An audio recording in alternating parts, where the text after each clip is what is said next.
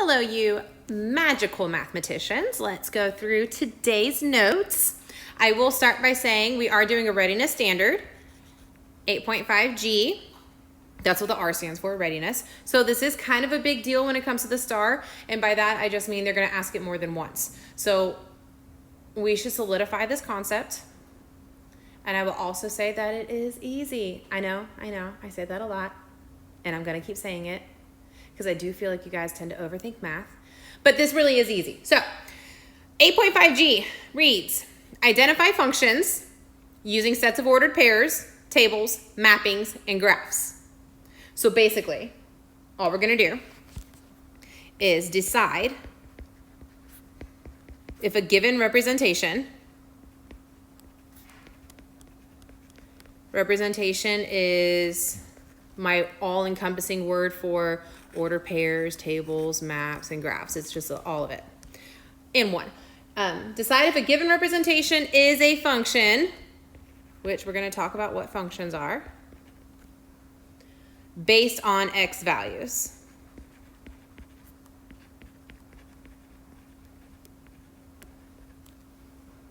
So today, we don't really care that much about the y. We're going to look at the y, but we really cared about that independent value x. So, what is a function? Here, vocab number 1, function, is a relation between two variables where each input has only one output. This part is the important part, where each input has only one output. Basically, 1x for every y. 1 x value for every y value. If I have more than 1 x, that's a no-go. So let's just hop right into it. Let me show you all of the things. Page uno. Our essential question for today is, what is a function, and how do you determine whether representation does or does not represent y as a function of x? So, function is a relationship where every input has only one output. So input, here is x, and output y. You will see a function represented in 4 ways. The first way is in a coordinate.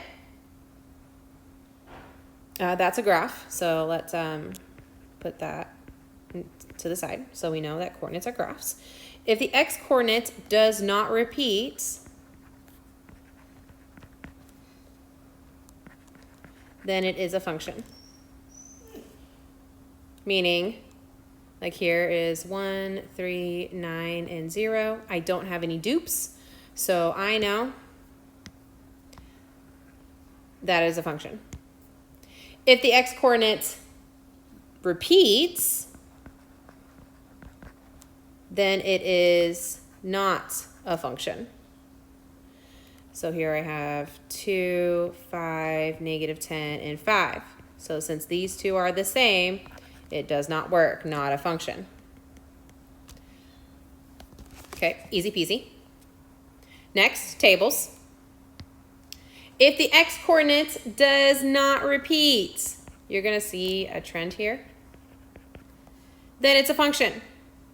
Meaning, I have 1, -2, 1, -1, 1, 0, 1, 1, and 1, 2. I don't see any repeats. I don't see any dupes. So it's a function. However, if the x-coordinate does repeat, then it is, and you have to put in here, not a function. It is not a function. So here I have a 3 and another 3. They do have different y-coordinates, but I have 2 3s. That I have 2 x's, and we can't do that. Only 1 x for every y. All right, representation number 3, mapping, which is maps. That's what they call them. I don't know why they call them. I really have no idea. It's just to try to confuse you. But again, if there is only one line coming from each x, then it's a function. So like the -2 has only one guy, -1, 1, 0 only has 1, and 1 only has 1. Boom, done. If there is more than one, line coming from x, and it is not a function. So here, there's 2 lines coming from this one. It is not a function because here are my x's, here are my y's.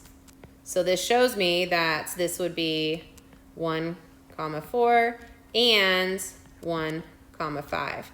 And I can't have 2 x's. That's just a no-no. We don't do that. All right, let's go through one more representation. Oh, on a graph. Oh, coordinates, sorry. Up here where I put graph, ordered pairs. That's what that is. Let's strike that and put ordered pairs.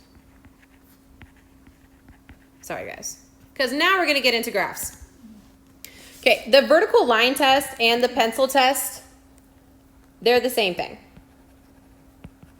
I just don't want you guys to get confused thinking that they're 2 different things. They are the same thing. The vertical line test is the pencil test because if you hold your pencil up vertically, it becomes a vertical line.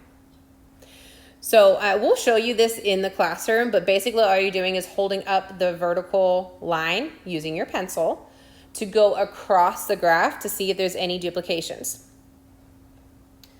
So for example, if it passes the vertical line test or the pencil test, it is a function. So like I would be running my pencil across the screen to see if I am hitting this line more than once, and I'm not. It only passes through 1 time. So it is a function. Same thing here. I'm passing through. Here, let me use a different color just so we can see it a little bit better. Use a highlighter. Using my vertical line test, using my pencil to see if I hit it more than 1 time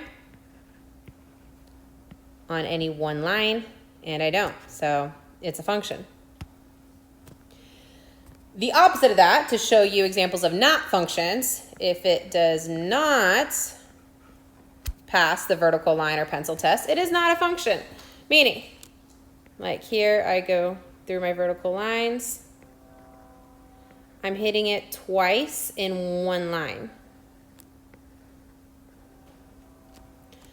Not a function. I feel like you guys are getting this because you should. Easy po peasy. All right, here, I'm sorry, let me use something a little more evidence. It passes, only one, and then, oh, here, I've got 2 on the same line. Not a function. All right, some star lingo, just to make sure that we fully understand, because it does tend to get a little bit wordy, and you're like, what? I don't understand that. Yes, you do. Take a breath. You do get it. It's all good. But how it's going to show itself on tests and in activities, and just so you know how it's going to appear on the big test in May, the STAR test, it will sound like y is always a function of x. This graph table set of coordinates or mapping represents a function because each x value corresponds to exactly 1 y value. So, just to practice the lingo, go back to your front page, and we are going to write it down exactly how we'll see it on the star. So, you'll see it, y is a function of x because each x value corresponds to 1 y value. Each x value corresponds to 1 y value.